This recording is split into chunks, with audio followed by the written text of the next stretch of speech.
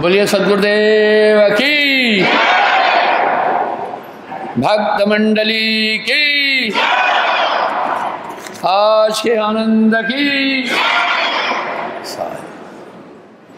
बहुबंधन ते बांधिया एक बेचारा जी, निसंदेह बंधे हैं सब। विडंबना ये है कि हम सब बंधे हैं, एक भी बंधन नहीं दिख रहा है। आखिर मोक्ष शब्द क्या है, मुक्ति क्या है? भाई किसी पर दोष लगाया तो न्यायालय ने उसे दोष मुक्त कर दिया। जेल में है कोई, कहते हैं भाई जेल से मुक्त हो गया। हमें मुक्ति शब्द के भाव को, अर्थ को ठीक से समझना है। सब मुक्ति चाहते हैं। मुक्ति का उल्लेख हर एक मजहब में, हर एक धर्म में, हर एक मत में है। इसका मतलब है, और शास्त्रानुकूल मानव जीवन का एक ही लक्ष्य है, मोक्ष।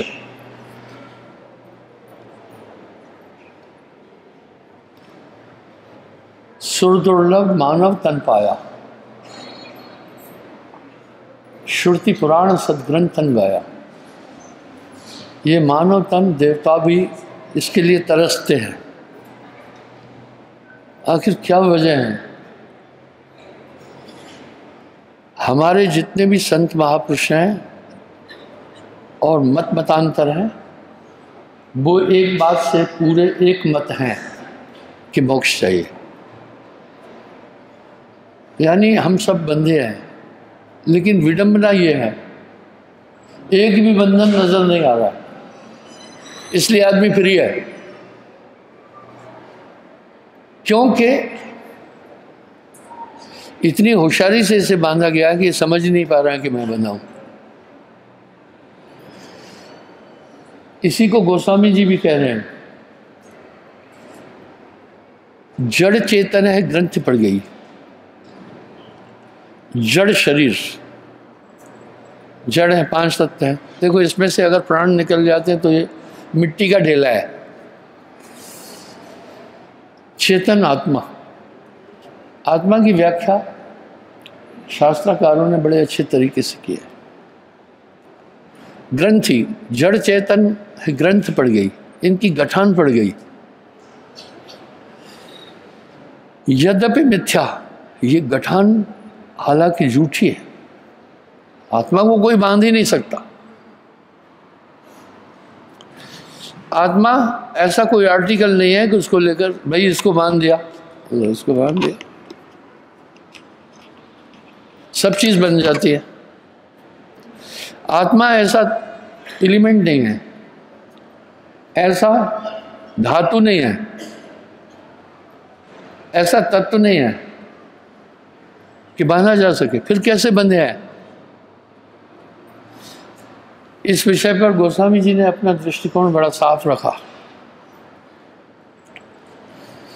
जड़ चेतन है ग्रंथ पड़ गई, शरीर को जड़ कहा,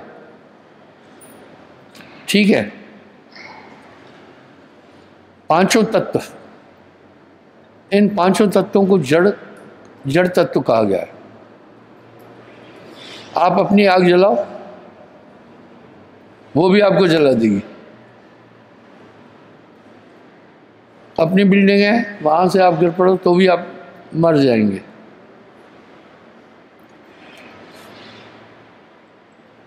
अपना कुआं खोदो, कूप पराया अपना गिरे से बूढ़ा जाए, डूबा दे। ये जड़ है, इसमें सोच नहीं है। ये नहीं सोचे कि इसने मुझे जलाया है तो इसको क्यों जलाऊं, नहीं, वो जला देगी। इसलिए इन पदार्थों को जड़ कहा है। और हम सबका शरीर भी पंचभौतिक तत्वों से गुंथा हुआ है, ऐसा सभी संतों ने भी कहा है। ऐसा नानक देव जी भी फरमा रहे हैं, 5 तत्व को तन रचो जानो चतुर सुजान, इसमें कुछ साचो नहीं, यह नानक साची मान। 5 तत्व का ये शरीर रचा हुआ है, इसमें कुछ भी सच नहीं है। तो ये इसमें आत्मदेव है, बड़ी विडंबना है। आज के आधुनिक युग में मनुष्य अंतरिक्ष का भी मंथन कर चुका है। अमेरिका के 12 लोग शरीर के साथ चंद्रमा तक पहुंचे। हमारा चंद्रयान भी गया वहाँ, काफ़ी इन्फॉर्मेशन है। अन्य ग्रहों पर भी विचार कर रहे हैं। ये धरती के गर्भ में भी पहुंच गया, तभी तो पृथ्वी के गर्भ से सैटेलाइट द्वारा वो अनुभव कर रहा है। विज्ञान काफ़ी पीक पर है, पर भौतिक विज्ञान है, अध्यात्म विज्ञान नहीं है। कहाँ क्या पदार्थ है सैटेलाइट बता देती है। पृथ्वी के गर्भ में घुस गया, समुद्र को मथ दिया इसने, लेकिन अपने को नहीं जान पाया, ये खुद को नहीं जान पाया, न तो ये आत्मा को समझ पाया। छुड़ाए क्या, पहले समझा ही नहीं है। लेकिन जितने भी मोक्ष के ये जतन करता है, वो सब जतन पर्याप्त नहीं है। दुनिया भटक रही है, आप देख रहे हैं।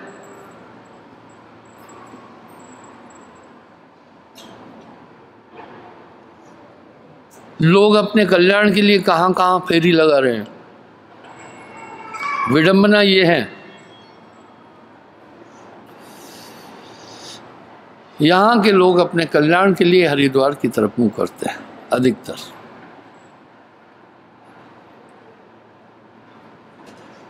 Both kind of recording is prohibited here itself. Audio and video, both kind of recording is prohibited.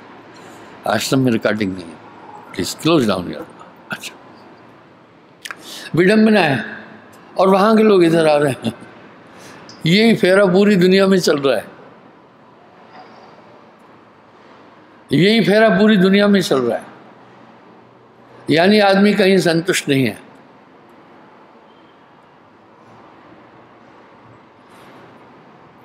Kashi गया और द्वारका, तीरथ सकल मथुरा,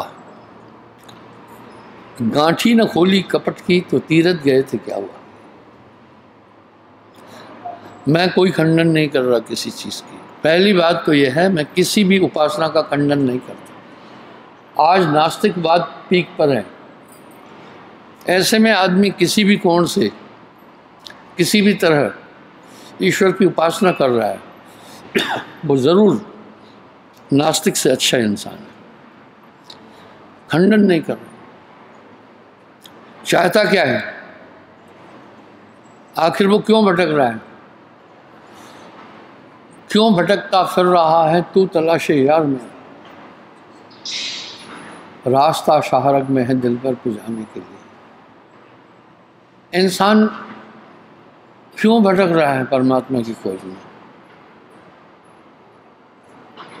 क्या वजह है। इसको प्रलोभन दिया गया है, इसको प्रलोभन दिया गया है कि यहाँ जाओ, आपको ये सब काम सुधर जाएंगे। ठीक है, काम तो सुधर जाते हैं, लेकिन आगे भी तो फिर समस्याएं हैं ना, आगे भी तो समस्याएं हैं। अष्ट सिद्धियाँ हैं, 9 निधियाँ, ये सब कुछ है। पूरे भूमंडल को मुट्ठी में लेने वाली बड़ी बड़ी धुरंधर शक्तियाँ, उनके जिस्म का अंश भी इस मिट्टी में समा गया है। विडंबना यह है कि इंसान ये जानते हुए भी कि हम बंधे हैं, मोक्ष का जतन ही नहीं कर रहा है, छूटने का उपाय नहीं कर रहा है। कुछ तो मुक्ति का जतन कर ले, इल्म नहीं है। इस आत्मा मन और माया के बंधन में बंधे हैं, ये तो हम कह रहे हैं, पर इस पर आगे हम चिंतन नहीं कर रहे हैं। क्या है माया, क्या है मन, हम कैसे बंधे हैं। यानी ये क्यों भटक रहा है, जब हमारे धर्मशास्त्र पूरे परमात्मा की स्थिति आत्मा के अंदर बोल रहे हैं तो फिर ये क्या मामला है? वेद भी कह रहा है आत्मा अंति ईश्वर है। वासुदेव कृष्ण ने भी गीता में अर्जुन से स्पष्ट कहा कि सर्वभूतान हृदय, सभी प्राणियों के हृदय में प्रभु का वास है। फिर ये क्यों भटक रहा है?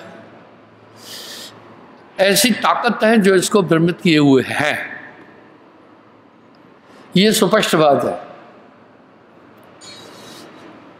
कथन श्रवण मात्र हम यूं कहते भी हैं, कौन सी ताकत बांधे हैं, कैसे बांधे हैं, क्यों बांधे हैं, क्या प्रयोजन है, क्या हम जानते हैं क्या? हाँ, हम अप्रोक्ष रूप से ये जानते हैं, परोक्ष नहीं कि हम बंधे हैं। किसी से भी पूछना, वो बताएगा कि हाँ हम सब बंधे मोक्ष चाहते हैं। दुनिया के अंदर जितने प्रचलित रिलीजन्स धर्म है सब मोक्ष की बात तो कह ही रहे हैं, चाहे ईसाई है, चाहे मुस्लिम है, चाहे सिख है, चाहे अपना अन्य हैं, वो सभी ये कह रहे हैं, चाहे बुद्धिस्ट है, कह रहे हैं कि मोक्ष चाहिए। मोक्ष का मतलब छुटकारा, यानी हम बंधे हैं, एक भी बंधन नहीं दिख रहा है। हम क्या सोचते हैं जहाँ भी चाहे हम जाते हैं? नहीं। जिस प्रकार से बाजीगर के हाथ में बंदर है, खा भी रहा है, पी भी रहा है, सो भी रहा है, सब चीज़ कर रहा है, अब बंधा हुआ है, उसे वही करना है जो बाजीगर बोल रहा है। हम बंधे हैं, सब बंधे हैं। किससे बंधे हैं? मन और माया से में बंधे हैं। हम लोग कहते भी हैं कि हम मन माया में बंधे हैं, इतना सुन लेते हैं, लेकिन कैसे बंधे हैं ये जान नहीं पा रहे। ठीक वैसे ही है, बंदर कलाबाजियाँ लगाता है, मोटरसाइकिलें चलाते हैं, आप देखना सर्कस में सब काम, लेकिन ये गले की गुंठी खोलना नहीं आती है। अपने गले की जो ग्रंथि है, गठान है, वो खोल नहीं पाते, वो उनको सिखाया ही नहीं। बंदर को कहते हैं दो चीज़ कभी मत सिखाना, अगर दो चीज़ सिखा दी तो नाश कर देगा। पहला, आग लगाना नहीं सिखाना, नहीं, इतनी शैतान चीज़ें, वो पूरी दुनिया के घर जला देगा। बंदर है भी बड़ा शैतान, नटखट है, बुद्धिहीन है। दूसरा, ये गले की गठान खोलना ऐसे कभी भी बाजीगर नहीं सिखाता है। इस तरह इस आत्मा को मन सब कुछ सिखा देता है, सब कुछ करवा देता है।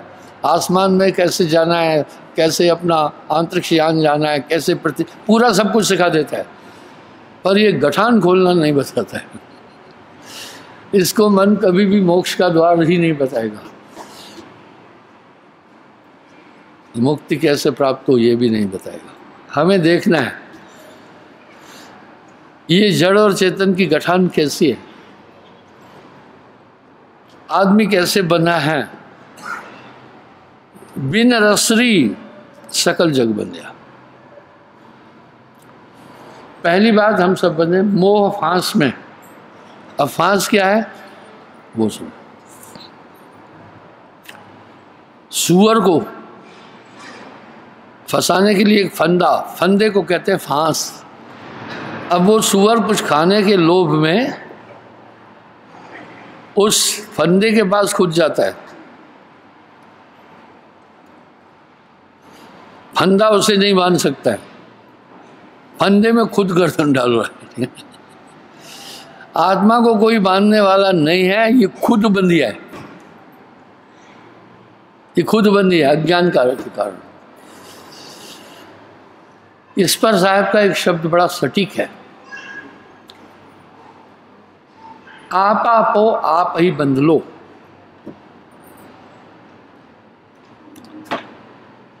अपने आप को ही बांधा है इसने। हाँ, इसने अपने आप को खुद बांधा है। आपो आप ही बंध लो। जैसे श्वान कांच मंडल में भरमत भूख मरो,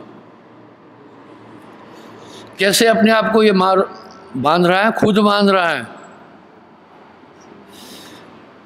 जैसे कुत्ता कांच के मकान में भ्रमवश अपने ही स्वरूप को देखकर दूसरे कुत्ते मानता है। अब यही बात साहब भी कह रहे हैं। जैसे स्वान कांच मदल में भरमत भूख मरो रही।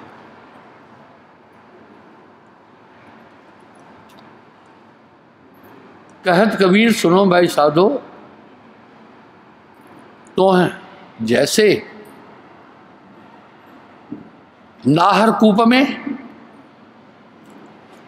अपनी प्रतिमा देख पड़ो।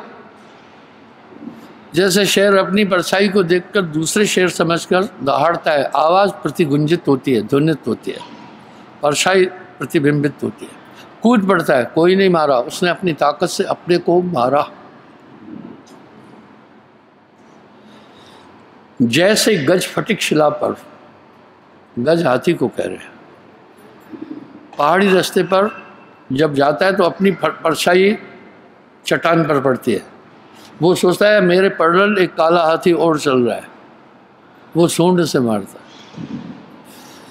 वो उधर से भी प्रक्रिया यही होगी, सूंड घायल जख्मी हो जाती है, फिर वो सर मार अपना सर फोड़ देता है चट्टान में मार मार के। ये जीवात्मा इस तरह अपना विनाश खुद कर रहा है, इसे कोई नहीं बांध सकता। कहत कबीर नलनी के सुगना, तो हैं कि हम पकड़ो। तोते को पकड़ने के लिए एक नलनी बांस का इस्तेमाल करते हैं, उस पर शीशा बंधा होता है, एक फल, शिकारी उसको पकड़ लेता है, पिंजरे में डाल के ले जाते। तोते बिकते हैं 3-3, 4-4 हज़ार रुपये का तोता। कुछ लोग वो तोते खरीदते हैं। नहीं, पक्षी को कभी पिंजरे में नहीं रखना, बहुत बड़ा अपराध है। आपको कोई कमरे में बंद कर दे, कितना इरिटेट हो जाएंगे। इसलिए हमारे यहाँ कोई भी पक्षी को कोई भी पिंजरे में नहीं रखते। ऐसे जीवों को हम लोग यहाँ पालते भी नहीं हैं जिन्हें लोग खा जाए। कहत कबीर नलनी के सुगना, नलनी, आत्मा को कोई नहीं बांधा, खुद बंधी है। आत्मा को बांधने की ताकत किसी में भी नहीं है, अपनी शक्ति से अपना हनन करती है आत्मा। वो कैसे? आओ हम देखते हैं मन और माया में कैसे बंधे हैं। इसको साहब ने भी बोला है, मन माया में जगत फंदाना। ये पूरी दुनिया मन और माया की फांस में फंसी हुई है, बिना रसरी के। कैसा? मोह सकल व्याधिन को मूला। आप कह रहे हैं ना मेरा घर, आपका क्या है? यहाँ कुछ भी तो नहीं है, सब माया है। मेरा तन, आपका तन है ही नहीं, ये तो पंच भौतिक तत्वों से बना हुआ है। 5 तत्व को तन रचो जाना चतुर्सुजान, इसमें कुछ साचो नहीं, नानक बिन भगवान, इसमें कुछ भी सच नहीं। मेरी ज़मीन, वाह, आपकी ज़मीन कहाँ से? जिस ज़मीन के आप स्वामी हैं, जब से पृथ्वी बनी हज़ारों स्वामी हो चुके होंगे। तू कहता है मेरी मेरी, 10 कौन चीज़ें हैं तेरी? आपका तो कुछ है नहीं। न तो आपकी आग है, आग आपकी है क्या? न तो आपकी हवा है, ये सब मायावी चीज़ें हैं। न तो आपकी धरती है, आपने मिट्टी की एक चुटकी नहीं बना सकते हो। न तो आपका पानी है, पानी की एक बूंद नहीं बना सकते। हाँ, वो कहेंगे भैया ठीक है बनाए, तो O+2 फार्मूले से ऑक्सीजन कार्बन डाइऑक्साइड मिलाकर पानी बन गया। तो आपनेとकिसी की मदद ली, आप तो एक बूंद पानी बना नहीं सकते, एक चिंगारी नहीं बना सकते आप। आपका कहाँ से है फिर? जो आपकी धर्मपत्नी है अभी, वो आत्मा न जाने पहले कितने शरीर धारण कर चुकी। अब ये भी शरीर मिट्टी में मिल जाएगा, ठीक है। एक मिट्टी की चुटकी उठाना, उसके अंदर ये संतो, ये जग मुर्दा खाना, ये कब्रिस्तान है, ये शमशान गाड़ रहे हैं ये पूरी दुनिया। न जाने कितने लोग मर रहे हैं, कोई गाड़ रहे हैं तो मिट्टी बन रहा है, कोई जलाते हैं तो भी मिट्टी बन रहा है। इतनी चुटकी उठाना मिट्टी, न जाने कितने धुरंधरों का अर्थी उसमें समाई हुई है, आपका कुछ भी नहीं है। अज्ञानवश को संसार के पदार्थों को में रखा। विडंबना, हम सब देखते हैं लोग शरीर का त्याग करते, मृत्यु हो जाती है, एक चुटकी मिट्टी कोई नहीं ले जा सकता धरती से। नियम यहाँ का ये है। रूए ज़मीन को जीतने वाला बादशाह सिकंदर, जब मौत से पहले उसने वसीयत की, फरमान किया कि जब मैं मर जाऊं मेरे दोनों हाथ अर्थी के बाहर निकालना और धरती की तरफ रखना उनका, और पीछे बोलते जाना, हे दुनिया के लोगों, रूए ज़मीन को जीतने वाला बादशाह सिकंदर दुनिया से जा रहा है, देखो खाली हाथ है, इसके पास कुछ भी नहीं है। वो तो हम सब भी देखते हैं। मोह सकल व्याधिन को मूला, आप किसको मेरा मेरा कहता, तू कहता है मेरी मेरी 10 कौन चीज़ें तेरी, कुछ भी तो नहीं आपका। ये ब्रह्म है, ये एक स्वप्न है, एक अज्ञान है। इंसान स्वप्न में जाता है, सभी चीज़ों को सही समझता है, जबकि जागने पर उनका अस्तित्व नहीं। स्वप्न देखने वाला स्वप्न में दिखने वाली सब चीज़ें सही मानता है।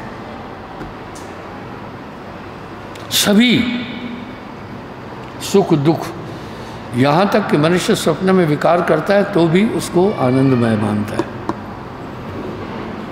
क्यों? जागने पर हम क्या कहते हैं, अरे सपना था, ये तो कुछ भी नहीं है। मेरा एक प्रश्न है, उस समय सही क्यों मान रहा है? वो आप ही तो है।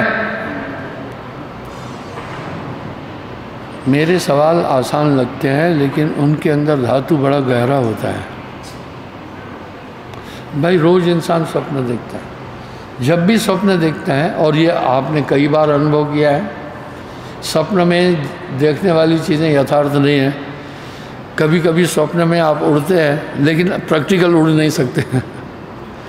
कभी कभी स्वप्न में कई और चीज़ें देखते हैं जबकि वो प्रैक्टिकल नहीं है, प्रैक्टिकल में नहीं है। क्या विडंबना है, क्यों आप उस समय सही समझ रहे हैं? सवाल ये है मेरा। जैसे इस समय की ये मस्तिष्क की कोशिकाएं दुनिया सही दिखा रही है ना, ये भी सही नहीं है। ऐसे ही निद्रावस्था में वो कोशिकाएं एक्टिव हो जाती हैं जो उस समय सभी चीज़ों का भास सत्य अनुभव कराती है। साहब भी कह रहे हैं जगत है रैन का सपना। नानक देव जी महाराज ने कहा है, ज्यों सपना पेखना जग रचना तिम जान, इनमें कुछ साचो नहीं नानक साची मान। पर वो कोशिकाओं का खेल है। इस तरह ये दुनिया जो आपको लग रही है सत्य लग रही है, ये मात्र कोशिकाओं का खेल है। कैसे? अभी हम देख रहे हैं, कभी किसी की नज़र कम हो जाती है तो डॉक्टर कहता है पीछे के सेल कमज़ोर हो गए, ठीक है। वो सेल मायावी है, वो हमें वर्तमान में जो कुछ दिखा रहे हैं सच लग रहा है, ये कोशिकाओं का खेल है। इस तरह निद्रावस्था में आप जो कुछ भी देख रहे हैं ये कोशिकाएं सत्य भाषित कराती है।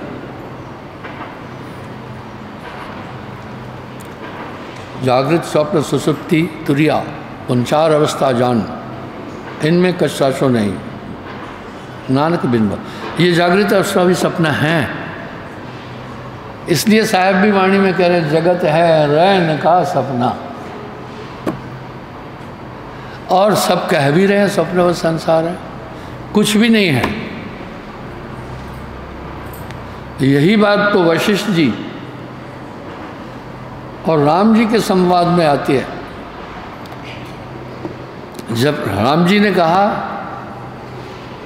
दुनिया में बहुत दुख है, वशिष्ठ जी ने चौंकाने वाली बात कह दी, हे राम तुम किस संसार की बात कर रहे हो? संसार हुआ ही नहीं है। कहा तुम किस संसार की बात कर रहे हो? संसार तो हुआ ही नहीं। राम जी ने कहा गुरुवर ये क्या कह रहे हो? ये सूर्य, ये चंद्रमा, ये माता, ये पिता, ये गुरुजन, ये बाकी सब चीज़ें कैसे नहीं हुए? सब तो हमें दिख रहे हैं। यही खेल है माया का। यही माया का खेल है। इसलिए इस पूरे संसार और सृष्टि का कण कण इस आत्मा को भ्रमित करने के लिए है और कुछ भी नहीं है। बोला, हे रघुवर, ये मात्र तुम्हारे चित्त की कलना है। तुम्हारी चित्त के कारण से ही जगत का आभास हो रहा है। चित्त का निरोध करो तो कुछ भी नहीं है। चित्त, इसका मतलब है ये सब जितनी चीज़ें हम आइडेंटिफाई कर रहे हैं ये सब इंद्रियों का खेल नहीं है। साहब ने यही बातें सरल रीति से ऐसे दुनिया में जटिल सब्जेक्ट रखे हैं, गजब कर दिया है, गजब कर दिया है। अगर कोई आदमी साहब की पूरी आइडियोलॉजी को पढ़ेगा मोहित हो जाएगा उन पर। यह मेमोरी का खेल है। अभी तो वैज्ञानिक लोग एक बात बोल रहे हैं, मेमोरी ट्रांसप्लांट करने का प्लान चल रहा है। उदाहरण के लिए अगर डॉक्टर कुलदीप चाहता है कि मैं शरीर छूटने के बाद भी जिंदा रहूं, रह सकता है। एक लेडी ने ये निकाला,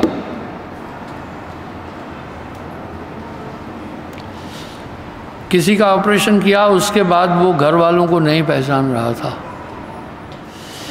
तो अब क्या करेंगे, मरने के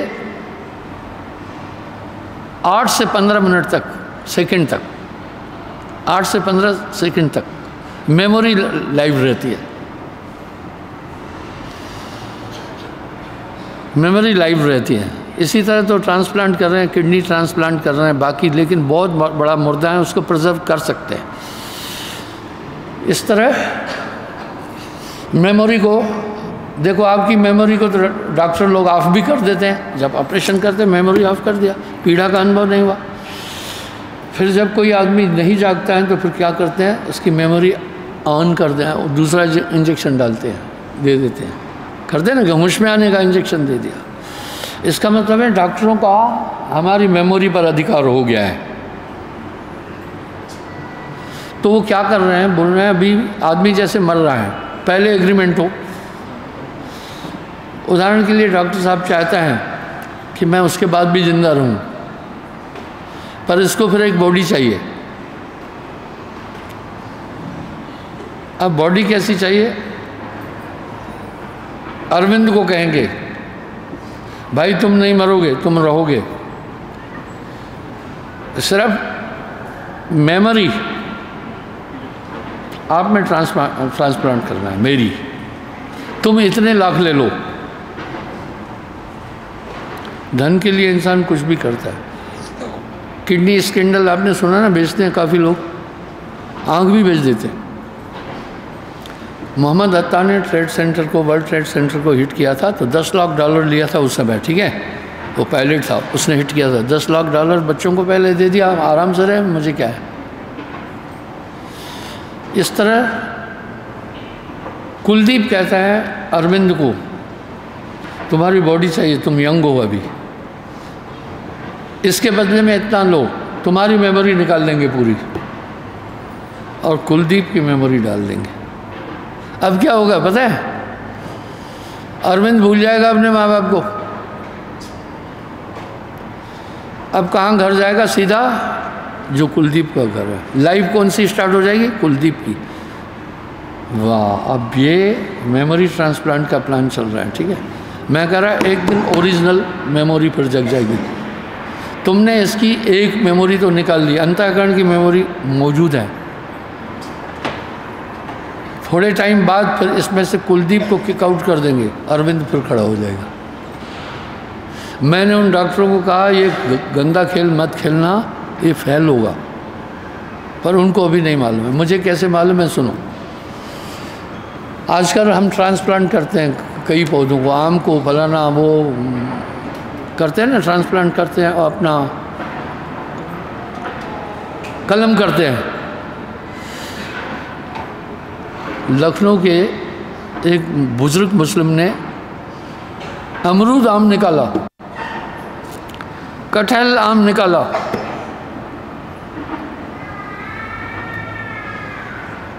अब आम की शेप तो कैसा है, प्यून किया आम के पौधे को और अमरूद की टहनी पर उसको एडजस्ट कर दिया। अभी जड़ से क्या निकलेगा? अमरूद जो तत्व निकालता है वही निकलेगा ना। भाई हम मिर्ची डालते हैं तो पौधा क्या निकालता है? मिर्ची वाले एलिमेंट निकालता है। जब कोई मीठी चीज़ बोलते हैं वो एलिमेंट आते हैं। तो नीचे से क्या आएगा? नीचे से आ जाएगा अमरूद वाला मसला। इधर आम की है पौधा, शेप आम का होगा। यही तो जर्सी गाय को भी क्रॉसब्रीड किया गया ना सुअर से। लेकिन क्या होगा मैं बताता हूँ। वो पौधा मेरे गुरुदेव ने पौधे लगाए कलमी आम के, आधा आधा किलो के थे। आज से 54 साल पहले मैं वो देखे। अभी वो इतने ही आम हो गए। धीरे धीरे वो वैसे अपनी पॉइंट पर आ जाएंगे। मेरे जो एक्सपेरिमेंटल है वो बिल्कुल प्रैक्टिकल है। आंवला लगाया जौनपुर से लाकर, इतना बड़ा आंवला था, मैं खुद देखा। धीरे धीरे धीरे धीरे वही पेड़ जो इतना बड़ा आंवला देता था अपने पॉइंट पर आ गया। यानी नेचर से छेड़ाछाड़ी मत करना।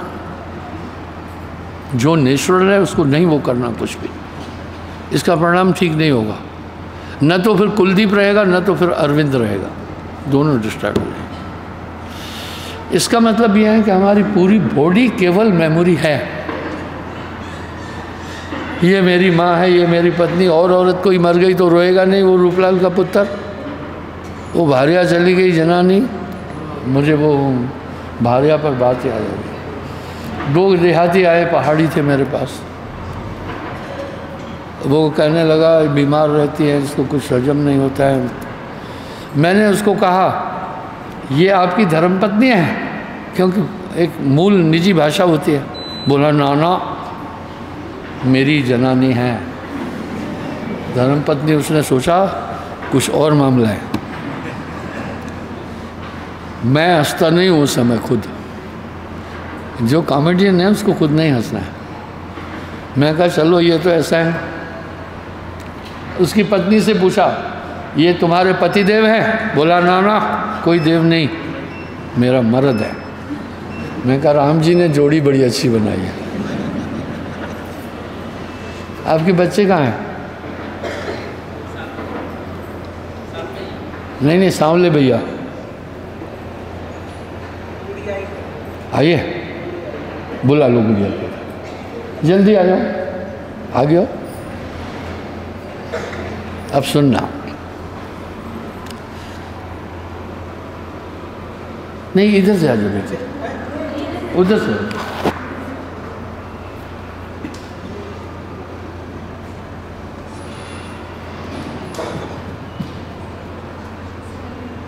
एक ही बेटी है?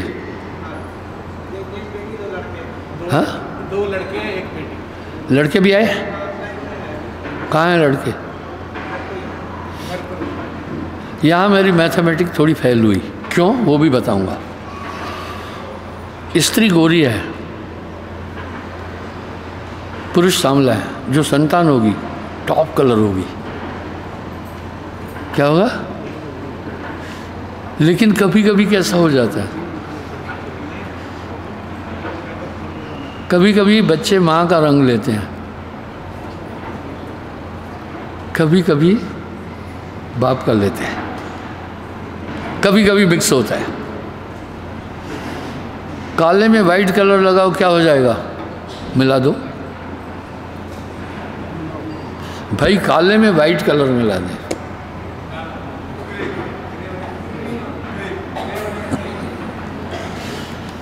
कलर नहीं चेंज हुआ। यही तो है ना स्पर्म ओवम मिलना। कभी कभी बच्चे फिर सिर्फ माँ का ले। अभी इसने आपका रूप लिया, माँ का नहीं लिया बिल्कुल। भाई गोरा है काला है? छोटा वाला गोरा है और जो थोड़ा सा 2 साल का छोटा है वो सांप है। अच्छा एक गोरा है। हाँ जी। ओके, तुम क्यों काली हो गई? जेनेटिक। वो छोटा क्या हो गया फिर? मम्मी पर गया। मैं अपनी बात बता, हम 6 भाई 1 बहन। मेरी माँ सांवली थी, पिता का फेवरेट कलर था। मेरे 4 भाई सांवले माँ पर गए, हम 2 भाई 1 बहन बाप पर गए। दुनिया में सबसे टॉप कलर कौन सा है पता है? इंडियन लेडी, ये क्रीम कलर है। अंग्रेजों को तो ऐसा लगेगा जैसे स्किन प्रॉब्लम है और दक्षिण अफ्रीका को देखोगे तो कहोगे बस तौबा ही तौबा, ये भी कुछ नहीं है काला, बड़े अटपटे हैं। यहाँ पर कलर कितने हैं भाई? कलर तो 5 है। कहाँ से आए? जल से सफ़ेद कलर, जल तत्व से, अग्नि से रेड, वायु से हरा, आकाश से काला।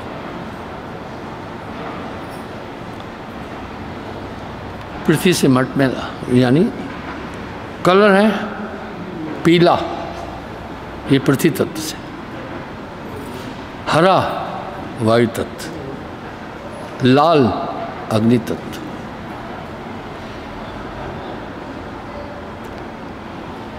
हरा पीला श्वेत जल तत्व, ब्लैक आकाश तत्व,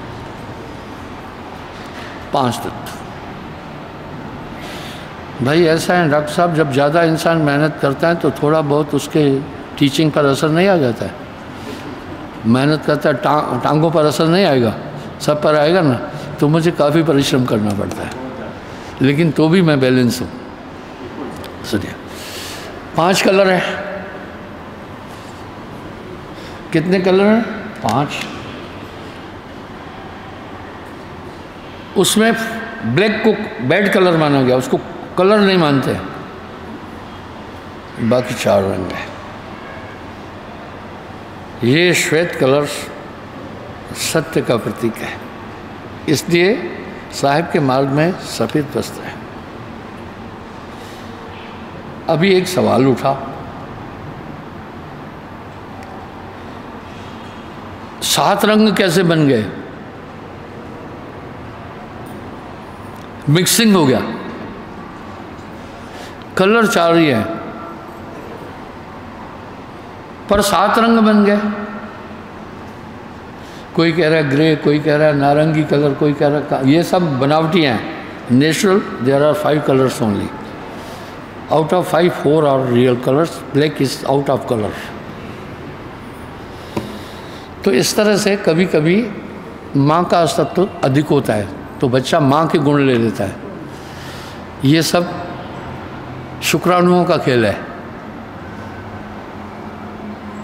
जब पिता का अस्तित्व अधिक हो जाता है और ये कम बेसी होता रहता है तो डोमिनेट करता है ओवम को, स्पर्म, तब वो पिता की तरह हो जाएगा। विज्ञान भी इस बात को मानता है। ठीक है, कभी कभी आपका बच्चा कमज़ोर है, क्यों है? आप तंदुरुस्त हैं। मैथुन क्रिया के समय अगर आप तंदुरुस्त नहीं थे तो आपका शुक्राणु भी कमज़ोर था उतनी देर, इसलिए होने वाली संतान अटपटी होगी, कमज़ोर होगी। ये तो बायो का सब्जेक्ट है। तो आइए बैठिए। इस तरह ये तो आप जो दृश्य देख रहे हैं ये भी तो कोशिकाओं का खेल है। मायावी कोशिकाएं क्या है? बॉडी, सेल, रक्त, और रक्त में जल तत्व और पृथ्वी तत्व है, यानी पूरी काया मायावी नहीं है। अब यहाँ साहब क्या कह रहे हैं वो समझिएगा। जब आदमी नहीं समझेगा कहेंगे कहाँ कहाँ से कबीर साहब बोल के गया। यार संतों की वाणी बड़ी खरी है। जाते भय अंड स्वप्न रूप बसे अंड माया, कर्ता का स्वरूप नहीं अंड का स्वरूप है। ये तो पूरी माया है, परमात्मा का स्वरूप नहीं है। नाद बिंदु योग स्वप्न, बीज आदि ये स्वप्न है। जीव ईश भोग स्वप्न, ईश भी स्वप्न। अब सवाल उठा, आगे आप भ्रमित हो जाएंगे साहब की वाणी पढ़ के। तभी तो साहब अपनी वाणी में एक जगह कह रहे हैं, अटपट वाणी कबीर की झटपट लिखी न जाए, जो कोई झटपट लिखे उसकी दुबदा जाए। तो इस आज के प्रवचन का सार यही था। ये पूरा ब्रह्मांड काल पुरुष की भक्ति में उलझा हुआ है और अपने आत्मस्वरूप को इंसान नहीं जान पा रहा है। बिना एक अदद गुरु के ये नहीं जाना जा सकेगा। सदगुरु मेहदीनी अजब जड़ी। आप देखते हैं ना, आपकी कोशिकाओं के साथ खेल नहीं हो रहे हैं क्या? डॉक्टर आपका ऑपरेशन करता है तो बेहोश कर देता है, जब नहीं उठते तो इंजेक्शन देता है। तो मीरा भाई ऐसे कह रहे हैं क्या सदगुरु मेहदीनी अजब जड़ी। उसके बाद वो अंतःकरण की कोशिकाओं से परे हट करके सुरती को चेतन करता है गुरु, ठीक है। उसके ऊपर जितने भी आवरण हैं उनको हटा देता है। सदगुरु मोर रंग रे चुनर मोरी रंग डायरी, काग पलट हंसा कर देना। बाकी आदमी अपनी कुवत से कुछ नहीं कर सकता। घृत बर मिलहे बारी के मथते, बाहरी पानी को कहते हैं पानी को मथने से घी भले ही मिल जाए पर नहीं मिल सकता, पर भले ही मिल जाए। सिक्ता से भरू तेल, सिक्ता कहते हैं रेत को परोने से तेल निकलेगा क्या? लेकिन कोई कहे निकला तो मान लेंगे। बिना गुरु भक्ति न भव तरे, यह सिद्धांत अपेल। लेकिन बिना गुरु भक्ति के कोई संसार से पार नहीं हो सकता। क्षमा चाहता हूँ। बोलिए सद्गुरुदेव की, भक्त मंडली की, आज के आनंद की।